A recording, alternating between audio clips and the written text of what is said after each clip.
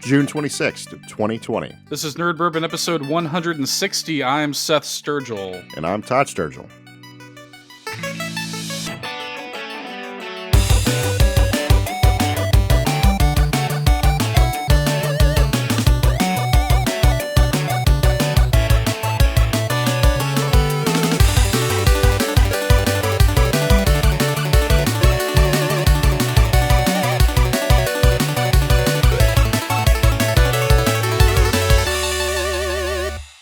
Todd, we're going through changes. Now, were you planning this? No, I just thought of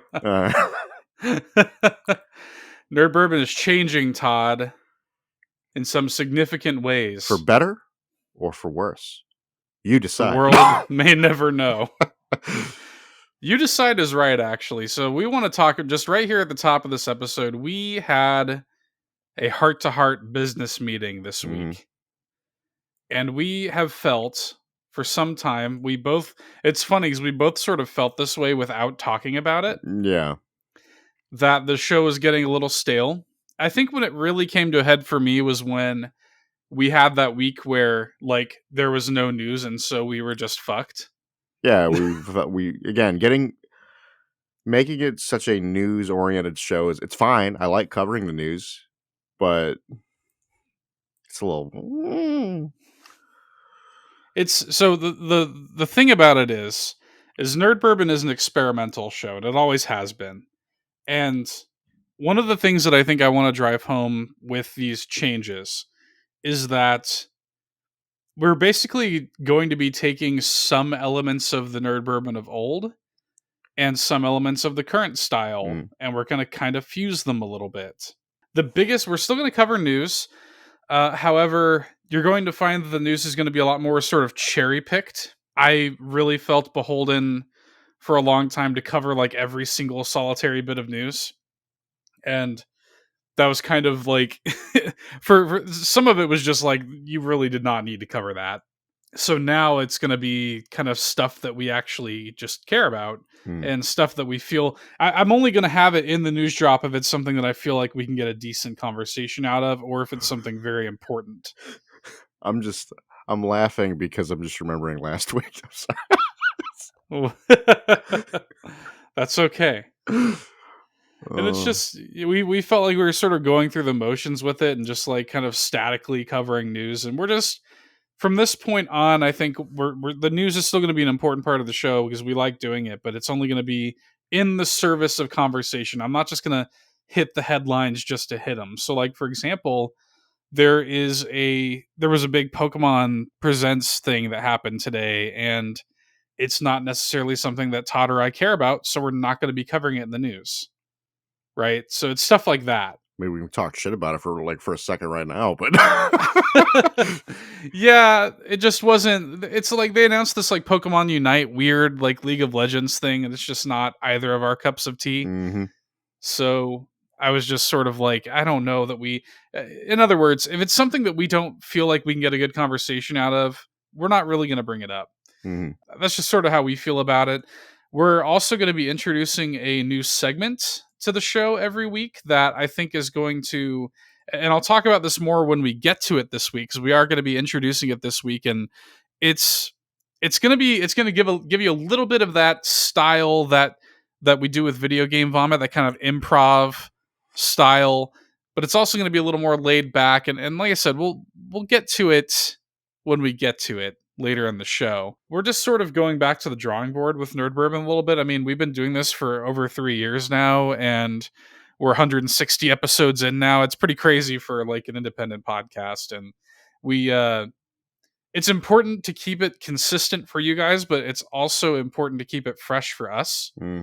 I think that's something that I think was lost on us for a little while, is like, hey, you actually have to enjoy doing this too. It has to be fun for you too. So we're doing just some little minor changes in the service of that.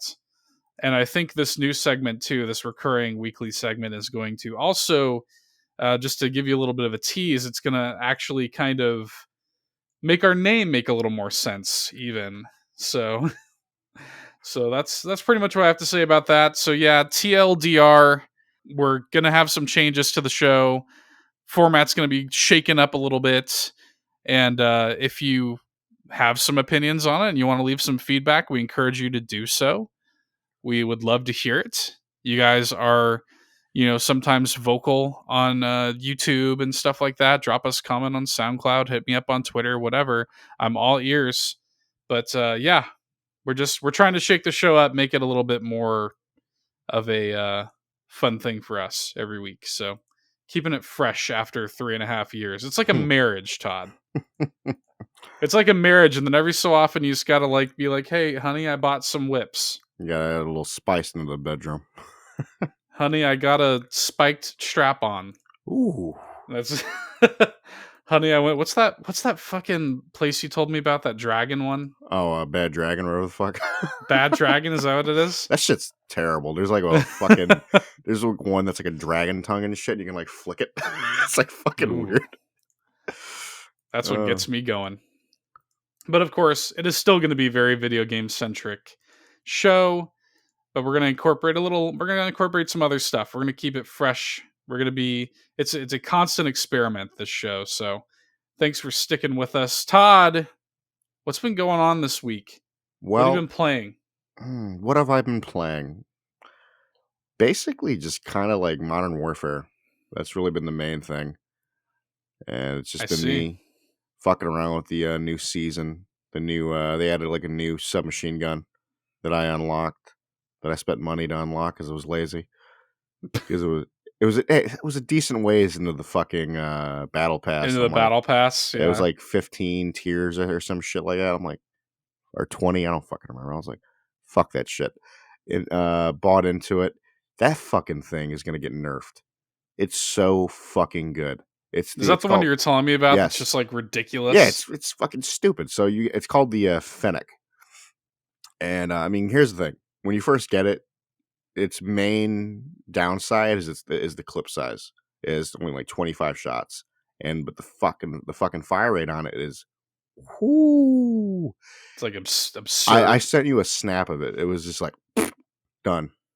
Like it's just you just shit it out and it's like done. So you basically, on average, one clip might only get you like 2 kills, but they're quick as fuck and it's good shit. Then, as you're using it, you unlock more attachments for it. You end up getting the 40 round mag, and that's where shit gets real. Just shredding motherfuckers. I'm like running around. The recoil on it's like just stupid because it's almost no recoil. It's almost like a fucking laser, to the point where like I never use more than like a reflex sight on submachine guns. Usually, I actually use the canted hybrid, so it's like a little like 2x, 3x scope. And I can flip to a red dot.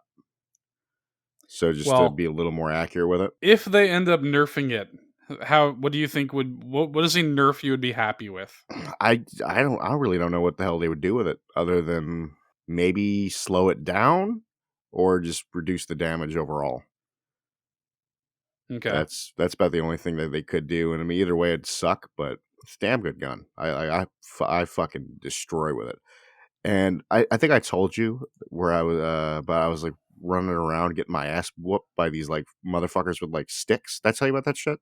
Yeah. Yeah. So apparently they added they added a new melee weapon. I didn't even know that shit. The funny thing is, I ended up buying a variation of it with a operator pack. They added a gas. As an operator, and they had like a variation of the hit sticks. They're fun as fuck. They're fun as shit. I see why I was getting out of it, like why this dude was just running around beating ass with it. So it's just a melee weapon? Yeah, it's just a Kimbo melee. They're two. A Kimbo melee weapon. You just run around, beat the dog shit out of people. Dude, exactly. It's just like play drums on your skull. I was like, this shit's legit. So what I've been running around with is that, and my secondary is the hit sticks. Love the shit out of it. Apparently, they're fucking dirty in Warzone, which is funny. Oh god, that'd be so just. Dude, I want somebody to just beat ass in Warzone with it. Marimba ribcage shit. Oh man, dude, it was a lot of fun. It was actually pretty solid. Like, I That's basically all I've been able to do mentally, just because I'm just still in a funk. Um, and because of that, I've actually started. I think I was talking to you off recording about this. I actually started working out again. It's good. So yeah, Get into that routine. yeah, 2 days in a row so far. We'll see. I'm already getting that whole mentality of I want to go out there. Like I worked out in the morning one day, and I'm like thinking about going out there again, like that evening. I didn't do it, but I thought about it. Pumping some of that good old iron. I'm telling you, I'm not going as heavy as I can. Just 'cause I'm not trying to like fuck myself up because it's been a minute, but it's been fun. I actually at the time of this recording, I actually went out there and changed the setup around, and I'm thinking about dropping some money on some new equipment. But for context, Todd has got a little. He made himself a little gym in his garage. Yeah, I got a little setup. It's not a bad setup. It's all right. No, it's not. I've seen it. You can basically get the basics. I got one of those benches that you can do like some leg shit on it. But what I want to get something for like cardio. I've been thinking about like getting either like an elliptical or like an assault bike or some shit like that. Yeah, elliptical would be good. But yeah, I'm trying to think other than that. Like what I've been playing is technically Okami, but we've only really played like 30 minutes of that. Oh, I think you mean before or after we talk about the exposition. Oh shit! There was a So lot yeah, of that. mainly. So if we look at it like that, I maybe only played like 10 minutes, Yeah, 10 fucking minutes, if that. because we The, recorded. We are. I think we even talked about this last week on the show. We are going to be doing a dual commentary Okami yes, series. and that has been started, and I actually have the first episode ready to go. I just haven't uploaded it, We're and gonna hang on to them for a little bit. yeah, I want to like I don't know. I mean, obviously we'll announce it on the podcast when we actually do start uploading it. But for right now, I Yeah, kind of want to like stockpile them a little bit. yeah. But I had fun reading the exposition in dumbass voices. It was pretty. It was pretty good, but like, man, like Dude, the intro cutscene is that shit long. was like the funny thing is we were sitting there in the beginning before we didn't even start the game and they had exposition. So we're reading that shit first because we thought like, we didn't know if it was going to jump right into the game. Oh, we were wrong. Yeah. So at that point, we get into the game and it's just like, oh, all right, like 25 fucking minutes of exposition. It was It's like, bad. it's like, I think at one point I'm like, fuck, this is long. Yeah, I think you even say it like in the episode. Yeah. It was fun though.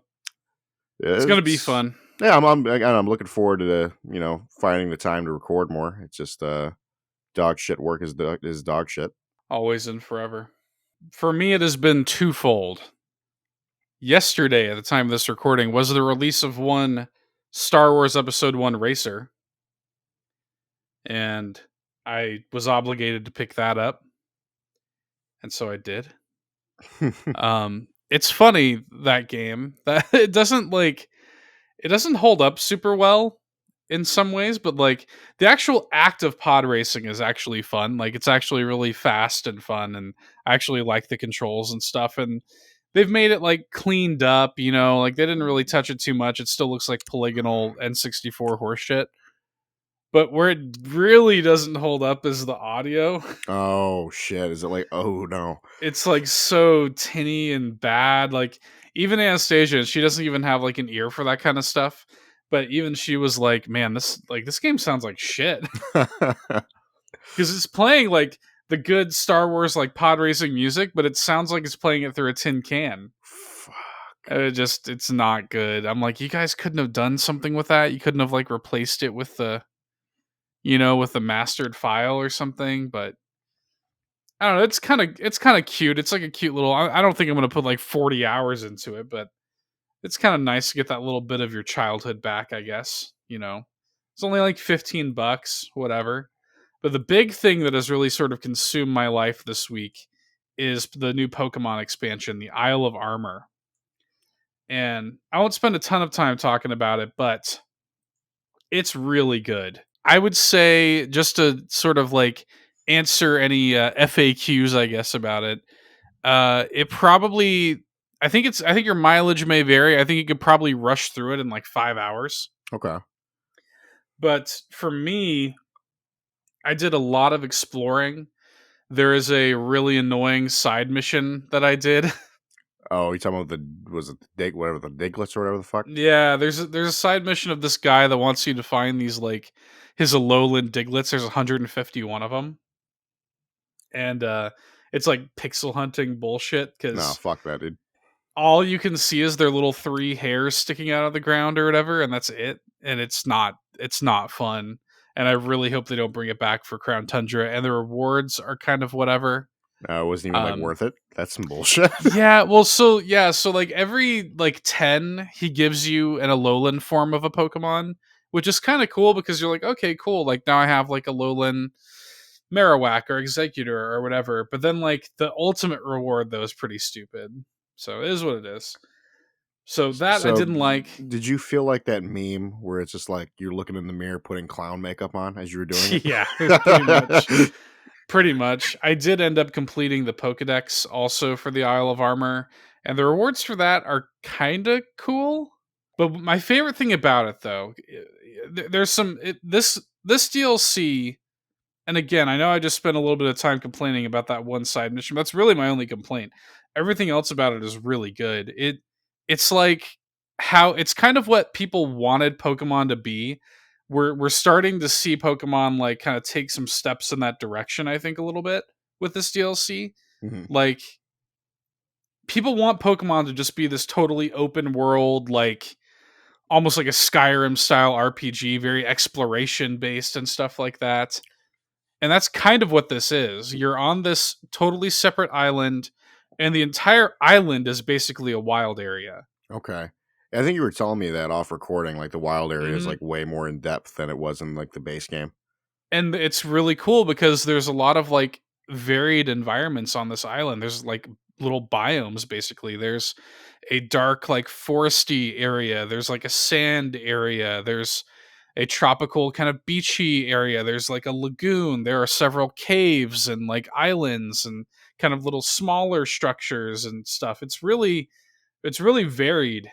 There's a lot to see and do, and it's really cool to actually explore. Mm. Like you actually feel like you're exploring. The wild area in the vanilla game was fine, but it was kind of one of those things where it was like a mile wide and an inch deep.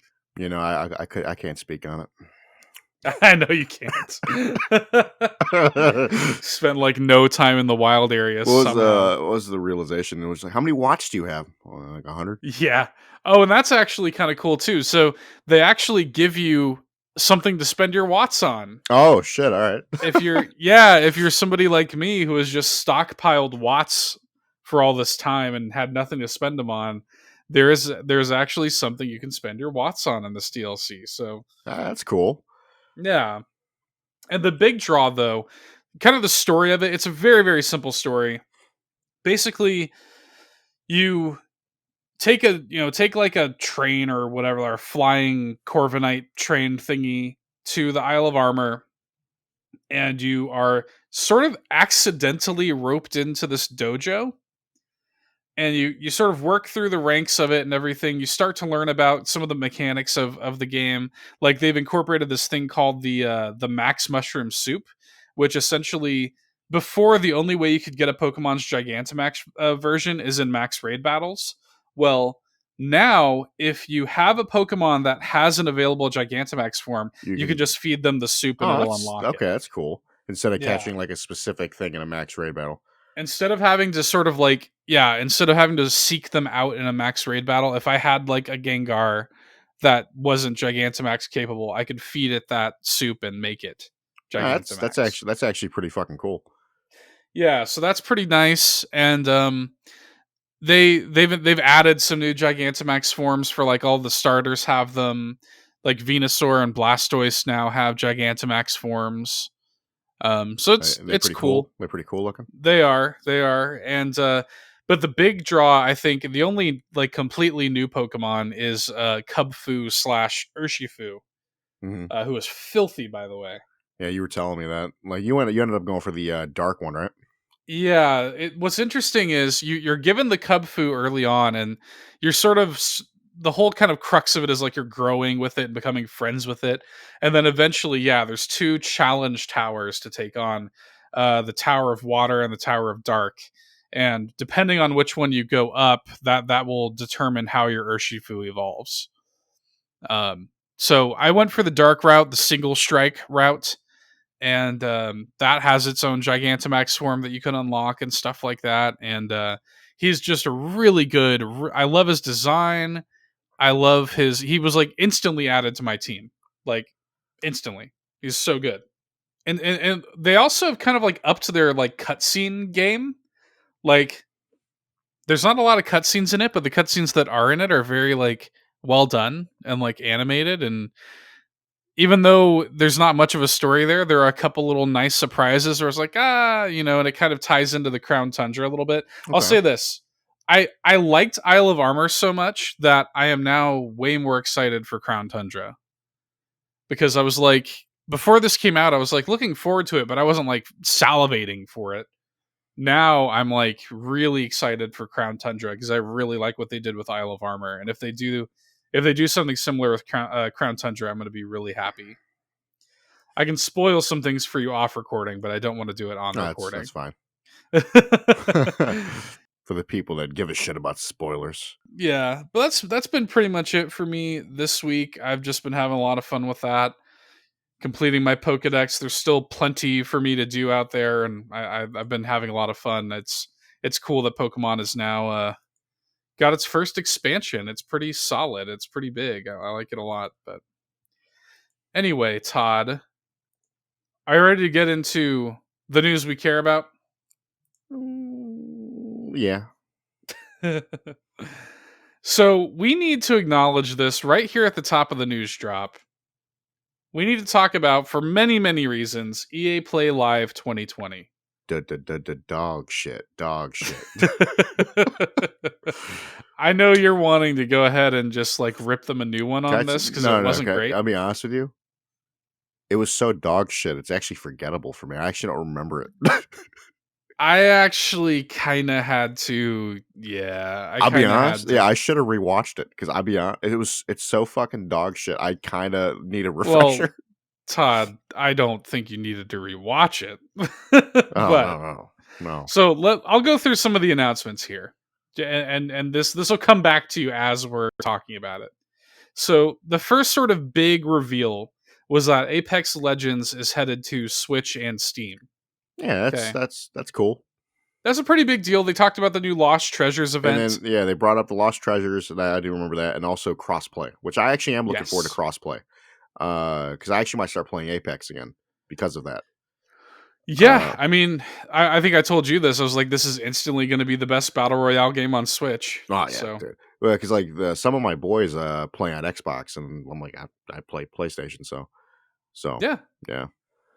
So that's cool. They talked about The Sims 4, which I didn't know wasn't already available on Steam. I guess it is now.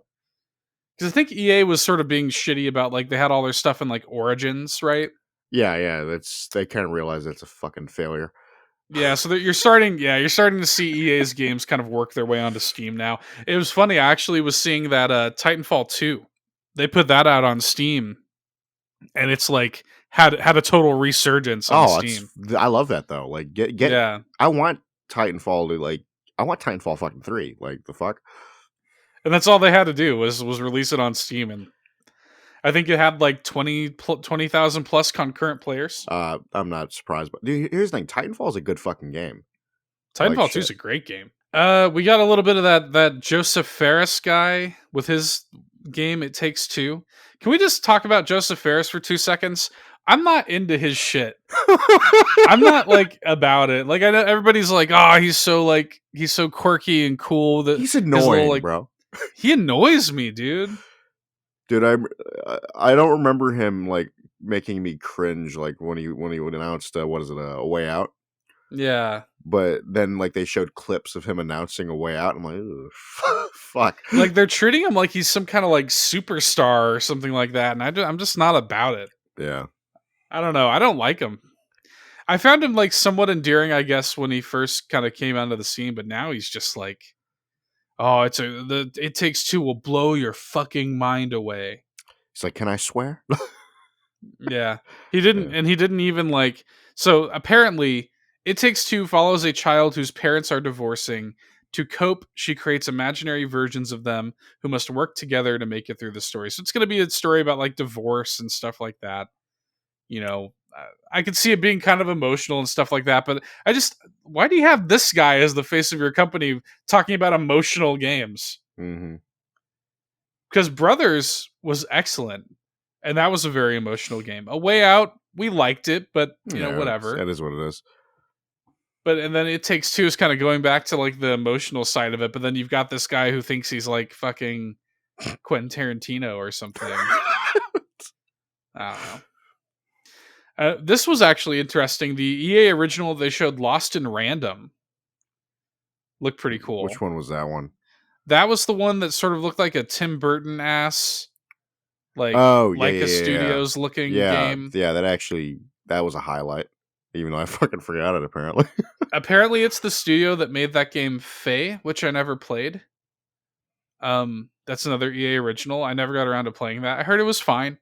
Um, the game takes place in the world of Random, which is, quote, a dark kingdom where every citizen's future is determined by the roll of a dice. That game's come out in 2021. The main character's name is Even. She has a sidekick named Dicey. Really We don't original know much name. about it. Yeah. Yeah, we don't know much about it. It has a really cool looking art style, though. Like I said, kind of Tim Burton-y, kind of almost reminded me a little of like Psychonauts a little bit. Um, you know, looks interesting, something to keep an eye on. This game actually did interest me. Rocket Arena. Oh, yeah, yeah. Rocket Arena, I do remember. This is a competitive hero shooter, but the things that differentiate it are it's only 3v3, which I actually like. Hmm. I actually like that it's a smaller scale hero shooter. And the big deal is it's all about obviously rockets. That's like the big thing. All the weapons are rockets, right? Some form of rocket. I think we saw somebody with like a magic like staff, but it was still ostensibly shooting a rocket. Looks like it might be a little bit different from a typical hero shooter. So, and it's actually releasing soon. I think it comes out on like July 14th. It has a cool, colorful art style. Yeah, something like that. I think there's like a pirate motherfucker that I'm like eyeing that I want to play. Yeah, it actually looks fun, and like I'm actually shocked that the art style seems so like colorful and simplistic. I'm like, why isn't this coming out on Switch? But is what it is. I guess we'll see. Might be something to look at. One thing I heard that they originally, before EA acquired this game, apparently the original plan was to make this like a free to play microtransactions dog shit, Of But course. then EA acquired it, and they're so like they're avoiding that shit like the plague now after Battlefront 2. So they made it kind of like you buy it outright, and now it's like an actual full game. So Yeah. good news there. They were sort of wrapping up a little bit with the Star Wars Squadrons gameplay reveal. I know this is just. I think you even said this is just not your cup of tea. I'm I've never been into like dogfighting games. I think the last like fucking airplane fighting game that I ever played, I think was on like it was a launch title for some shit. What the fuck was it called? God. You can go on, but I'm actually about to Google some shit right now. I'm curious. I'm actually curious which one you're talking about. It's a dogfighting launch game. Okay. Well, whatever the case may be, this is EA Motives. This was the Project Maverick thing that they talked about. We talked about it on the show when it leaked and stuff like that. So the game takes place story wise after Return of the Jedi. There is a single player element to it. Although it is primarily a multiplayer game, it sounds like it's going to have like a short little campaign to it. Crimson Skies on the original Xbox. Oh, Crimson Skies is great. That's the last one I played, and it was probably I had fun with it, but that was the last thing I played. Crimson Skies is legitimately great. I love that game. Uh, so in the campaign, you will be playing both a New Republic pilot and an Imperial fighter pilot as part of the Vanguard and Titan squadrons, respectively. I think that's kind of a big thing. They want you to have like these characters on your squad that you care about. Seems like it's probably just gonna be like kind of a short and sweet campaign. Might be fun. You're gonna have modes like dogfighting, fleet battles, which is like the signature mode. No microtransactions. For now, no, I'm just playing. Yeah, Nah, EA is like I think is definitely going to be staying away from microtransactions for the foreseeable future. yeah. They had a statement recently where they said something like they're sort of recommitting themselves to making Star Wars games. So this is a good sign. I think between this and Fallen Order 2 is certainly in development as we speak. I think that hopefully we'll be seeing some more exciting Star Wars games from them in the future. I personally, I'm not like in love with this, but I kind of just want to support the idea. Yeah, I mean, there's a market for. I know this game's going to get played. Like, Oh yeah, for yeah, sure, for sure. But I mean, look at just the brass tacks of it, right? So first of all, it comes out October 2nd, which is just like less than 4 months away. So I like that. PS4, Xbox One, PC, full crossplay and VR support. So that's cool. And the game costs $40. It's not even like a full price game. So it's just a very like consumer friendly game. And I think I kind of want to buy it just to support that. hmm Even if I feel like I might optimistically play it for 10 hours and put it down. that's why I don't like buy fighting games anymore. Right, exactly. But so I'm just like, I don't feel too bad. Even if it does wind up being a waste of money, I don't feel too bad wasting $40. So yeah, of course, EA Sports had to make a little appearance there. They had to touch on Madden 21 and FIFA 21. So blah blah blah. They did a weird, like, kind of like tech reveal where they're like, "This is gonna be the tech between the next Dragon Age and Battlefield," and some weird, like, fucking low poly, untextured EA motive project in this super early phase. So that was weird to see. But the big thing, the thing that they sort of like ended with that we need to talk about here on the show, even though it's a little bit of a non-announcement, and it actually really annoys me. They had this kind of like at the very end, they did the typical like they do in every event, right? The one more thing, right? hmm it's funny though because at this time I'm like I stayed up for this shit. I'm going to fucking bed, and I'm like Yeah. laying. I'm already like off the Skype call with you, like laying in bed. I still have it up, and then you messaged me about this as I'm like I already know. Yeah, so the whole one more thing. When they said that, I'm like, okay, this is where there's all these rumors about a Mass Effect remaster. There's so much more. After years of hashtags and begging, I think I need to say it. it's finally happening. Go ahead, Todd. Skate 4, baby. Skate fucking 4. It's funny as my dad actually because he's all he knows that I've been saying that shit on like the podcast like back when we were first started doing it. And he's like he texts me he's like finally. Look, and they actually literally said they're like, you commented this into existence, which I like. It's every fucking event. It could be a Nintendo event. It just became a meme. It's like Skate 4. I hope, by the way, now that this is happening, I hope that every single one of you buys a copy of this game. Oh shit. I'm buying it day one. Put your money where your mouth is. I have to buy 2 copies. Like I've always said, if/when Skate 4 becomes a thing, I have to buy a copy for myself, and I have to buy one to just hang in the rafters Yeah, no, of Nerd I Bourbon feel like history. I don't buy games physically, but a part of me wants to buy a physical copy and just like actually like have it like hung up on my wall and shit. I will be buying a physical copy of Skate 4 and just framing it in like a shadow box. hmm One day when Nerd Bourbon just blows the fuck up and we'll be at a convention signing copies of Skate 4. Skate God, 4 is an important part of Nerd I mean, Bourbon history. it wasn't like in the grand scheme of things, it was a small part of our history, but it was an important part of our history. Oh, it's one of those like BuzzFeed articles like only 90s kids remember. Yeah, Only old Nerd Bourbon fans remember. I still think to this day my favorite one was the pizza place. That's the best one. I was like a fucking hawk waiting to swoop down.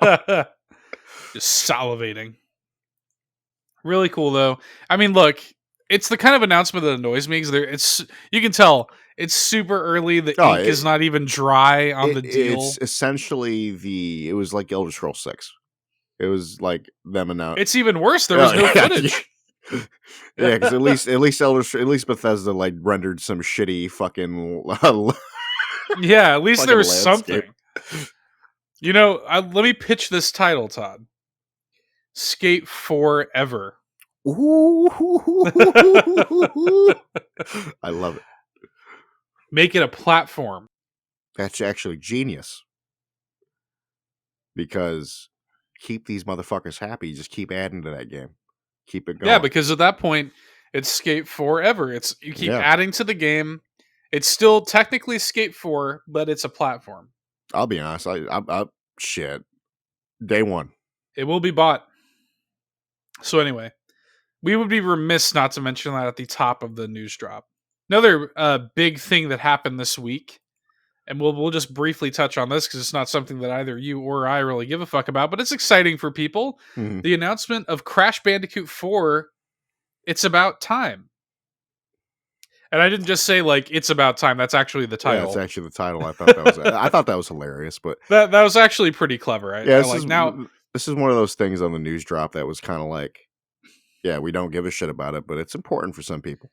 It's Yeah. Crash Bandicoot is such a storied franchise. This is like a pretty big deal. Obviously, we've seen Crash kind of have a little bit of a resurgence with the remasters and everything. So it's cool. I mean, like, and to be fair, I watched the trailer. It looked fun for the most It part. looks like a lot of fun. Like, I saw that shit where like you can go upside down or some shit. yeah. So I mean, it Yeah. looks really cool. My wife's a big Crash Bandicoot fan, so she was like, like emotional over it and stuff like that. But Did she cry? I don't know if she cried, but she got emotional. It's coming again. This is another one. It's coming out soon, October 2nd. So really cool. I thought this was a neat little announcement. Again, it's not something that I personally am like Hmm. salivating over, but I gotta. If I was a diehard Crash Bandicoot fan, I'd be fucking ecstatic right now. So definitely wanted to briefly touch on that. Something that's a little more exciting for us is the reveal of the next Super Smash Brothers Ultimate Fighter. So I know about it. I just actually didn't watch the video. Oh, Todd, you missed out I because know. the I'm video probably reveal I was need to watch awesome. it. It's funny is you actually did call the character. Oh, I knew Yeah. I knew for forever that it was going to be Min Min from Arms. Now we knew that this was to be completely fair. You're automatically tipped off because they did say ahead of time that it was going to be a character from Arms. So just knowing that, I sort of knew that it had to be Min Min. Had they not said that, I don't know that I would have ever predicted that they were actually going to add a character from Arms. Hmm. I was sort of like Nintendo's forgotten about Arms, even though it's a game that I really liked. Nintendo's moved on, but no, they've Min Min is joining the battle. Min Min arms herself, Todd. Was that the thing? Yes, God damn it. it's a great. It's with the exception of Banjo Kazooie, because nothing will live up to that. It's probably my favorite character reveal. I need to. It I might have to sit there and watch it. it's really good. But so obviously, if you've never played Arms, Arms is kind of a like 1v1 fighting game, but it's really interesting because the whole gimmick is the characters have these expendable, like stringy arms, kind of like a slinky for arms. And Min Min is no different, and so that's kind of her whole thing. She's really good ranged. She even comes like each of her arms has one of three weapons that she can swap between. I think she swaps between them with her down special, if I'm not Okay. mistaken. See, that sounds interesting as fuck to me. Yes. And there are like various charges and stuff like that. If you want to actually see a deep dive of it, I know that they have that 35-minute presentation you can go and watch next week when the fighter comes out. She comes out next Monday, the 29th, I think that is, and you and I will be doing a Oh yeah, showcase for definitely her. doing a showcase. I want to get that. Hopefully, we can get that out day of. Yes, so hopefully we can put that up at some point Monday or soon after, and we'll do a Min showcase and show her off. So make sure you subscribe to our YouTube channel for that. But it's really cool. They've added her. They're going to have, of course, just like all of these, they're going to have a new stage, which is going to be, I think it's not actually her noodle bowl or whatever. It's called Spring Stadium. Okay, it's like kind of like a all around arms Yeah, sort of like stage. the typical like arms kind of thing, and pretty cool. They're adding some new me costumes also, and interestingly, they've been doing this thing lately, right? Where they're adding a me costume that's a little extra. Like they did Cuphead and they did like Sans from Undertale. Well, the one from this is actually Vault Boy from Fallout, which is weird considering that the only Fallout game on Switch is Fallout Shelter. So this almost makes me wonder if Bethesda is planning on releasing one of the old Fallout games on Switch. They won't do New Vegas. No. I mean, that would be so awesome if they did a double pack of Fallout 3 and New Vegas I'd probably pick it up honestly. on Switch. I would buy that day one. That would be such a great game to have on the go. And I mean, that game, you wouldn't even have to really do much to it. It's not, that game was running on 360 and PS3. So it can run on Switch, absolutely. So that's gonna be cool. I think I think maybe there's something there. Another cool little tidbit for folks like me is that finally Amiibo are coming back. Oh God. This fall they're finally gonna Joker and Hero are getting Amiibo. So finally that ball's rolling again. But yeah, so look out on our YouTube channel for a Min showcase. Certainly looking forward to checking her out. It's always exciting when it's like Christmas morning, Todd, when a new Smash fighter is added to the game. For a little bit of potentially sad news, I guess, depending on the way you look at it, from a certain point of view. Uh, Cyberpunk 2077 has been delayed yet again. Now, it's not sad for me. No, it's like I want that game to come out as polished as possible. Almost oh shit. Like I don't I never really thought delays are a bad thing, honestly. Delay the fuck No, out of them. I don't care. no, I'm not sad either. There's a Miyamoto quote from something where he says something like something.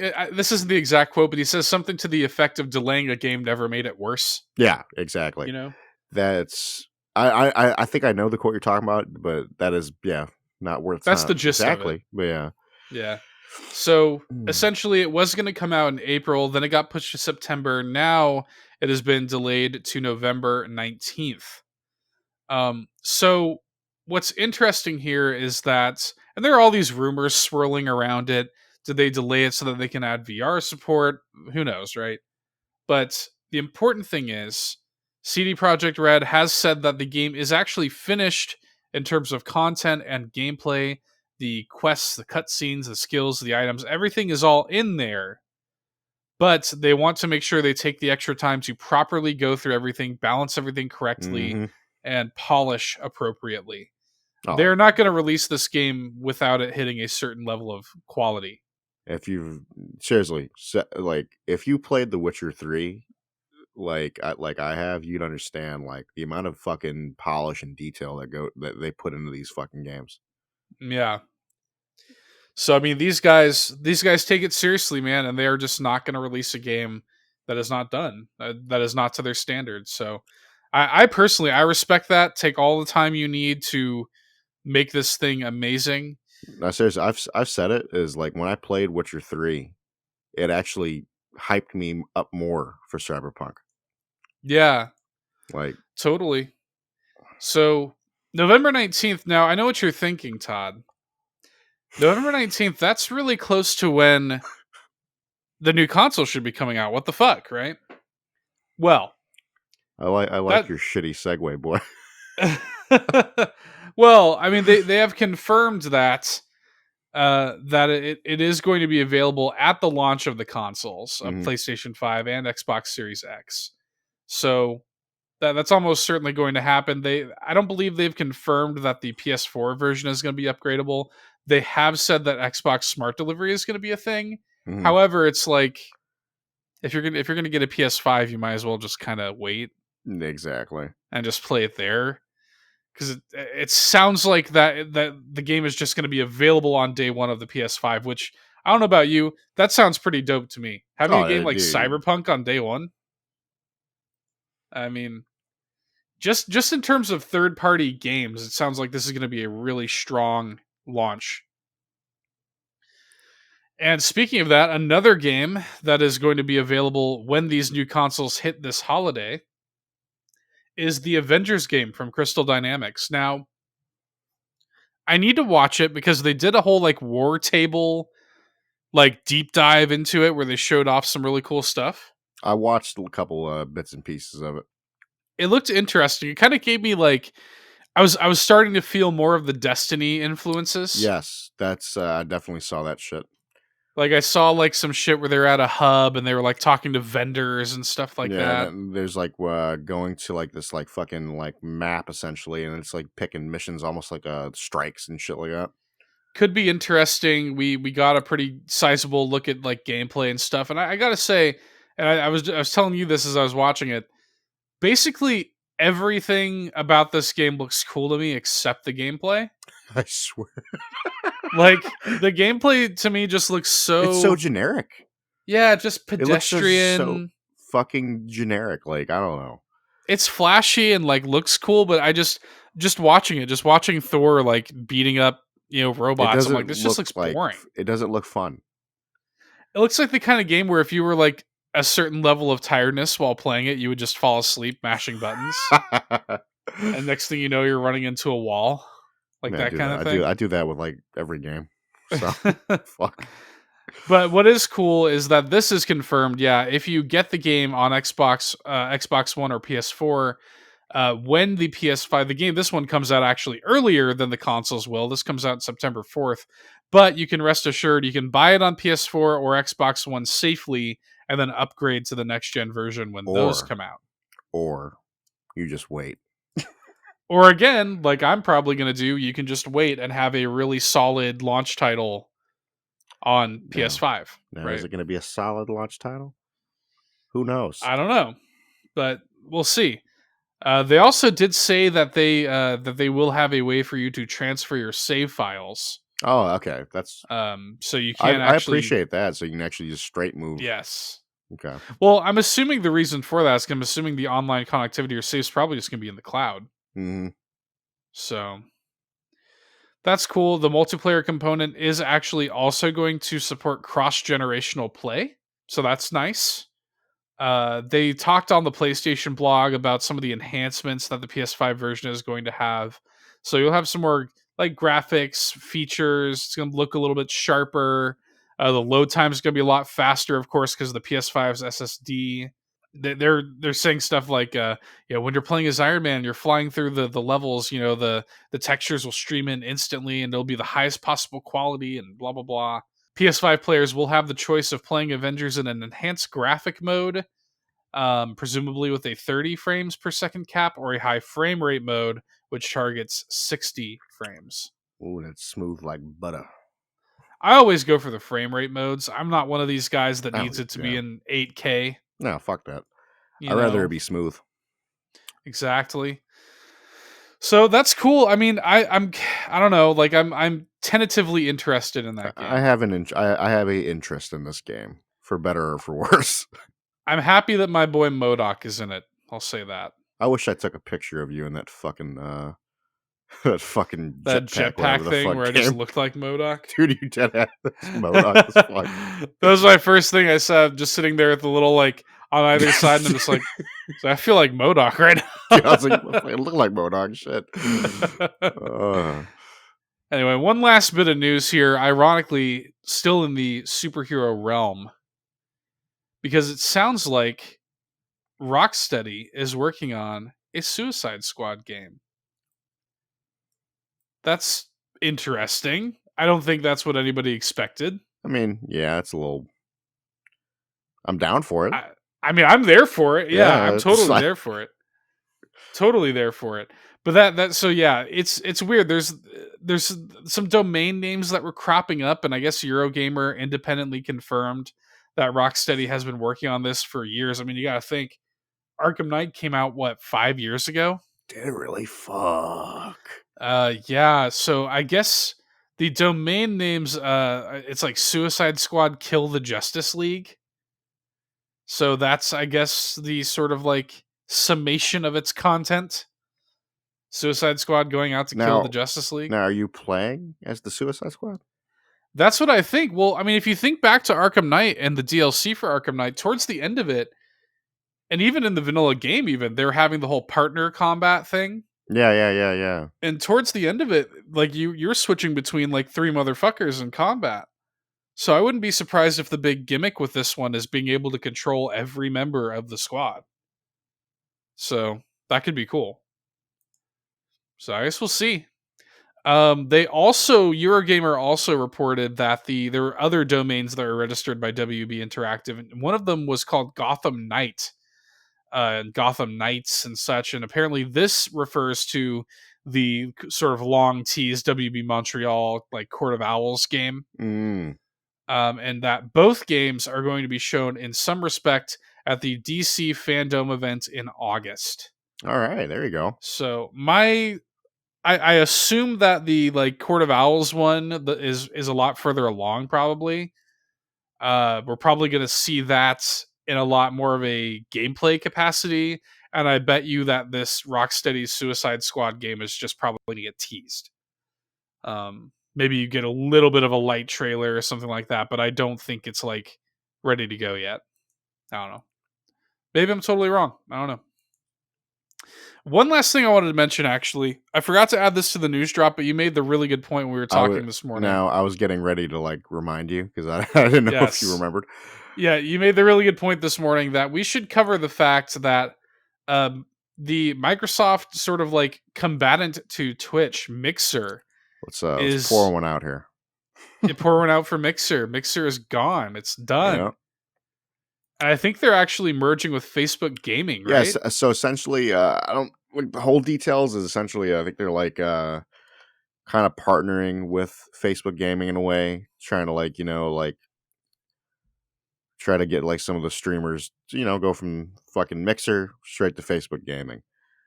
I guess because I found out on YouTube and then I was like, oh shit, let me go to check Twitter like for somebody that I know. I think we watched the same fucking video with was it Italian? Yes.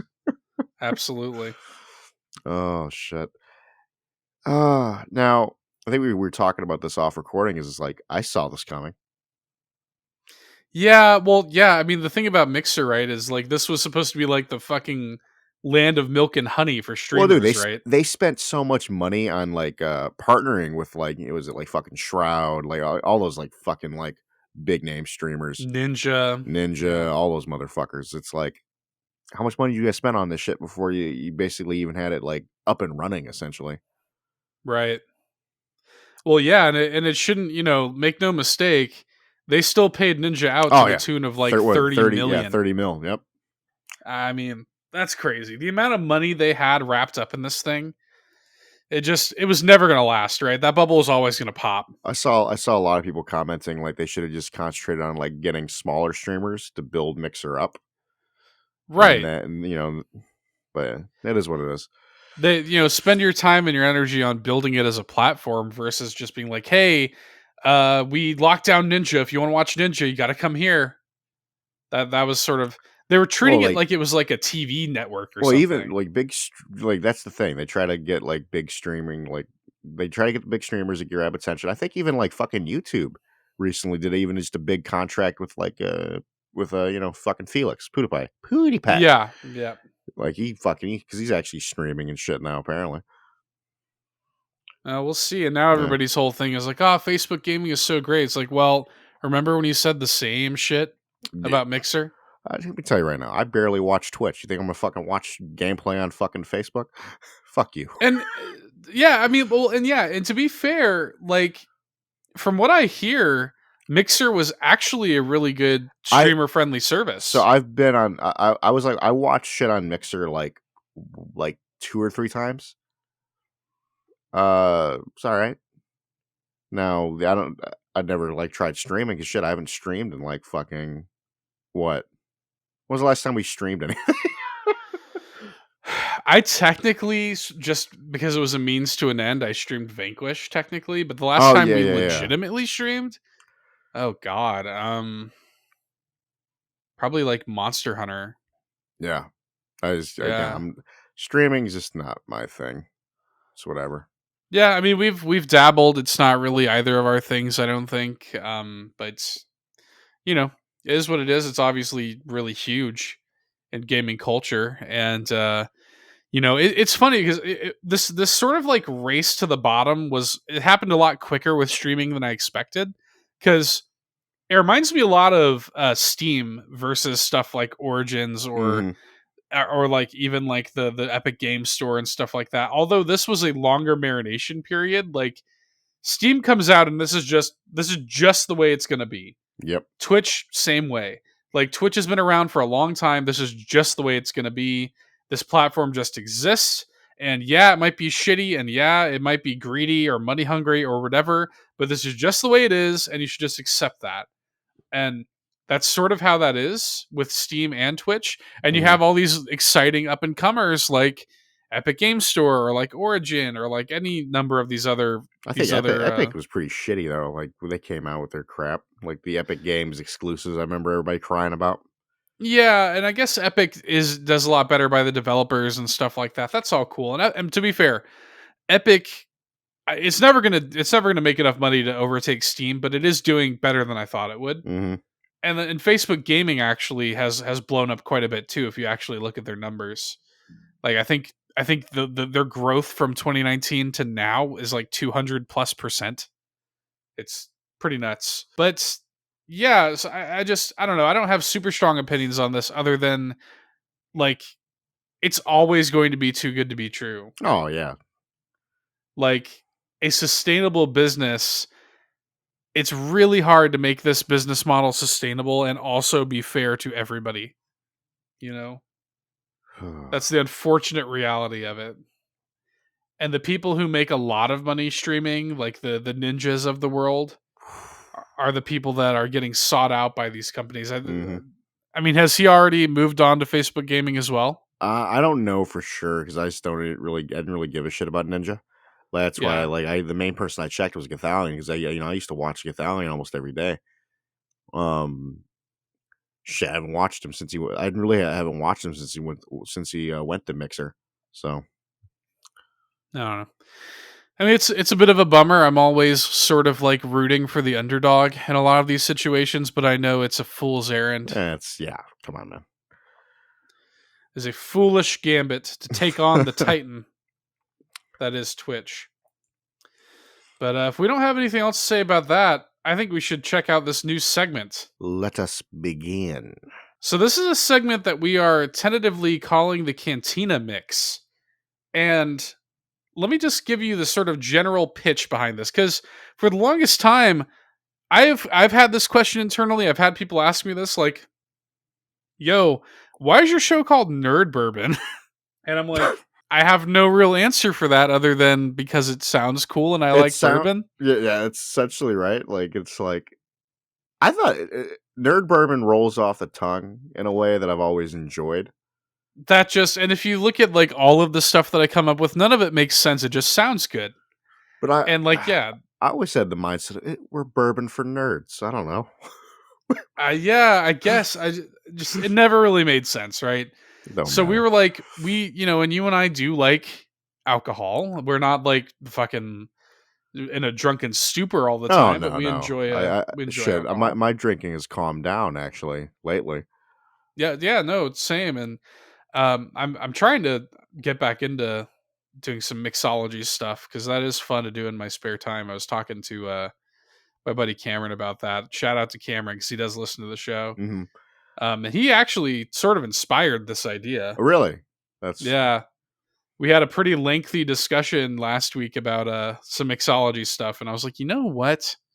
So, yeah, about the idea itself, Cantina Mix essentially is going to be tapping into that same part of our brain that video game vomit did, where it's improvisational. But Mhm. the idea is that Todd and I are both going to come to it and we're going to have a random game. For now, we're actually just using a random game generator. And essentially, what this does is it populates 8 pieces of random game box art. And Todd and I will each pick one. And I actually just loaded up the page. I just did the same. Have you made your selection? Yes, I did. Todd and I are going to make our selection of game here. And then we are going to mash these two together and we are going to try to come up with a viable cocktail based around this horrible Frankenstein So game. before I say my title, I think it's is like almost perfect Oh for God. for this to be like the first time we do this. What I'll do is I'll count down, you'll reveal your title. Okay. I'll count down and then afterwards I will reveal mine. So 3, 2, 1. Bloodborne. That is appropriate, considering that that was the very first thing we ever covered on Nerd Bourbon. Like, what's funny is I actually played Bloodborne at the time of this recording today. That's funny. It's fucking hilarious. Like, I'm like, that's beautiful. My game is Monkey Island 2 LeChuck's Revenge. Oh, God. So, our task for this segment, and again, we want this to be a recurring segment on the show, for Cantina Mix, come up with a cocktail that accurately mixes Bloodborne and Monkey Island 2 LeChuck's Revenge. Well, off bat, because it's Bloodborne, it needs to be some sort of fucking Bloody Mary. That's what you want, right? That's the first place your head goes. And then on the flip side of that, the first place your head goes for Monkey Island, it's got this pirate adventure kind of thing. You want it to be like a tiki drink. Mm-hmm. But those two things couldn't be any different, basically. Now, I think we said this off. I think we said this when we were talking about this idea. We didn't say that had to be good. That's true. That's absolutely true. We could make just a gross tiki drink. It's funny. Is it wrong that like I want to somewhat take this segment and start doing like maybe like once a month? I actually like creating one of these drinks like legitimately. Like actually making actually recording it on YouTube and actually like legit making this shit. So here's the strange thing about a like a Bloody Mary versus a tiki drink. It's gonna be fucking weird, dude. Yeah, because a Bloody Mary is typically made with, I think, vodka. Yes. You can't. I mean, obviously, there's people that have done like with whiskey. There's like I think even Maker's Mark actually has like a fucking cocktail recipe, like a Bloody Mark or some dumb shit. Yeah, like there's obviously ways of doing it, but a tiki drink is almost exclusively made with rum. Bloody Mary with some rum. Fuck it. Who cares? So with Bloodborne, though, I almost like, I think there does need to be a little bit of that blood element to it. Yeah, and like what else would you get it from with? Let me pitch you this though. I would say that blood is important, but I would go as far as to say that something that is also equally as important is just the sort of like dark moonlit night Okay. kind of thing, like the moon kind of thing. Like we could kind of like go lean into that, like the moon element of it, like moon and blood and stuff. And I think the way that we could make this work, you would go with a dark rum. We both like Kraken. It's funny, and I still got a bottle of Kraken. Here's that. I could probably make this drink probably right now. So we would take a dark rum, some Kraken, maybe just shot and a half of that or whatever. And then to give it that sort of deeper, you could maybe go for like a coffee liqueur, maybe like a Kahlúa. Yeah, dude. Yeah, you keep going. I could probably make this drink right fucking now. I have that. So. Go for the Kahlúa thing. Now I'm trying not to like. I want to stay away from, because Bloody Mary is so far from. I couldn't imagine like Dude, Monkey Island. I'll be honest with you. Like I'm not a big Bloody Mary guy. I never have been. Neither am I. I'm No, just neither am I. But I think that this idea that I have here could also could sort of could work though. yeah. I think so you've got those dark elements, right? So from there you want that representation of the moon. Mm, So you do this I think in two ways. This is all just off the dome. A slice of banana, okay. like a circular banana slice Okay. to represent the moon. Like kind of as a garnish or what? It could be a garnish. You could have it on the edge of the glass. Um, I think that uh, you have to have some sort of like that cream that what's it called? That RumChata. Okay. You know what I'm RumChata? talking about? Yeah, yeah, yeah. But I think the blood element could come from like a cherry sort of thing. Okay, okay. Either cherry, like just straight up cherry juice, or like to have that little bit of red running through it. Maybe. But I don't know if that would just make it look pink. That's the thing. I kind of want to like make this and see I what it kind would of want to look make it, like. dude. What? Fuck. But I think that this whole idea of having this sort of like, and I think you would do like some 99 bananas in there, like a little bit of that banana liqueur, coffee liqueur, dark rum. Those flavors would all taste great together. Hmm. Um, the the sort of the rum chata going through it, giving it that creamy, Hmm. milky sort of, again playing with the idea of like dark bloodborne moonlight kind of thing, and then having some sort of red element. I'm not. What do you think? Because I'm not sold on the cherry thing. Trying to think what else would work. I like the idea of the cherry, but I don't know how I would feel about the cherry taste in it. Yeah, well, I don't want it to be like a sour cherry is the problem. Yeah. So like when you think of something red going into something, immediately you're thinking of like grenadine, Hmm. but that's not exactly what I'm looking for.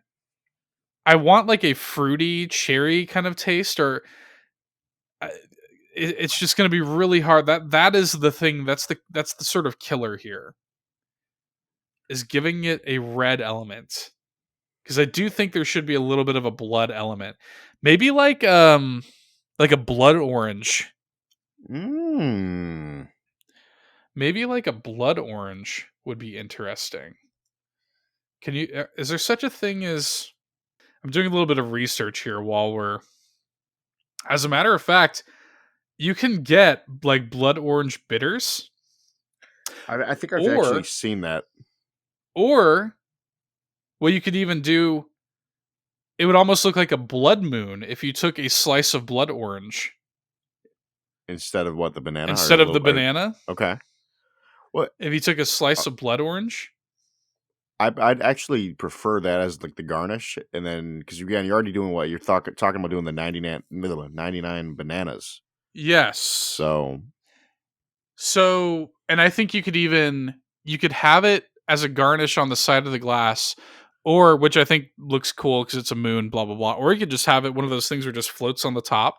yeah, yeah, yeah. I feel like I'd actually squeeze a little bit of the juice out in there a little bit. Well, yeah, I think Yeah, you could still incorporate those bitters separately, like a yeah. little dash of those blood orange bitters. Is it wrong that I want to make this? So this actually sounds That's what delicious I'm to me. saying. I'm like this actually. So you've got, so just to run through this ingredients list so far, and I don't know, we're I not going to here's get the into the thing, no, portions. I do think we need to actually put the ingredients Like in the in the description. description. Yes. Okay. Well, again, I don't know any of these portions. Maybe I this is feel like something I will that's fuck with. something that's But for people better than us to figure for, out. yeah, people smarter than us. If you wind up, and this is part of the thing that excites me about this segment, is that I invite you. I want you to make this and I tell want me to if make it's it. good. I want to record myself trying to make this dumb shit. Tell me if it's good, and then yeah, maybe we'll take, maybe like once a month we'll take like one of the drinks we make and actually create it, and maybe do like a little video for it on the show. Yeah, that would actually be fun. I like this idea. But yeah, to run through the ingredients just one last time: a dark rum like Kraken, a dark spiced rum, Yeah. some coffee liqueur like Kahlúa, some banana liqueur like 99 bananas, some sort of cream element like RumChata. What other like cream element can we actually do though, other than RumChata?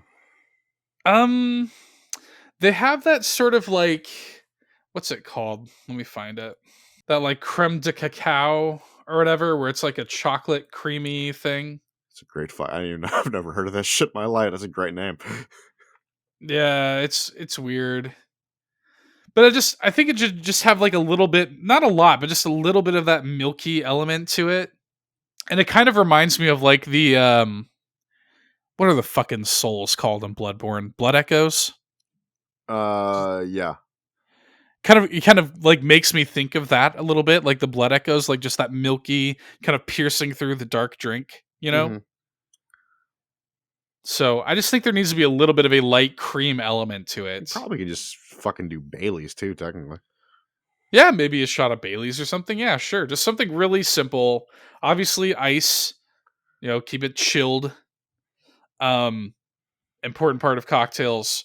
But I think this sort of makes it, and yeah, the banana flavors, and then yeah, a dash of blood orange bitters with the blood orange slice to garnish. I think this makes it sort of a dark, creamy, fruity, halfway to a tiki drink kind of thing. And it's sort of like has the vibes I think of Bloodborne and the taste of Monkey Island. So what the fuck do you want to call this? Oh, that's interesting, right? They need a name, and I'll be It honest does with need you. a Like, name. I actually want to make this like dead ass. What are you thinking for the name? We could call it. We we could just be really stupid and like I'm thinking of some other like Bloodborne I terminology. dumbass would just call it the Bloody Isle. Eh, the we could Monkey Island's like the secret of Monkey Island, so maybe like the secret of Bloody Isle. I like it. All I right, like it. done. Stamp. Bam. Copyright Nerd Bourbon, the secret of Bloody Isle drink. Make it. Shit, Go forth, children. Shit, I might make it. It sounds pretty simple. Dude, I don't think it'd be that hard to do at all. So I will include these ingredients in the episode description when we do this every week. Smarter people than us can figure out the portions and stuff and let us know, and we'll update accordingly. But that is the recipe thus far for the secret of Bloody Isle cocktail, made right here in front of your very eyes on Nerd Bourbon Cantina Mix. So that was fun. I like that. Yeah. Let us know what you think of that. I like that as a recurring segment on the show. But Todd, it's time to wrap things up now that we got that done with our favorite part of the show every week, as we put a bow on this week's episode of Nerd Bourbon, the Brendan Fraser quote of the week. Oh, shit. Are you ready? I'm always ready for my boy. This one is short and sweet, and it speaks to me, okay? Brendan Fraser says, quote, "Embrace your dorkdom or rail against it. The choice is yours." I love Brendan Fraser. End quote. Mm. Just another nugget of wisdom, another chef's kiss of wisdom from our good friend Brendan Fraser. So that's what I got this week, Todd, for Nerd Bourbon episode 160. Is there anything else you would like to add before we wrap it up? I think that's about it, man. All right, folks. Thanks for listening. We'll catch you next week. Please make that cocktail. Get fucking dunked on. Bye. See ya.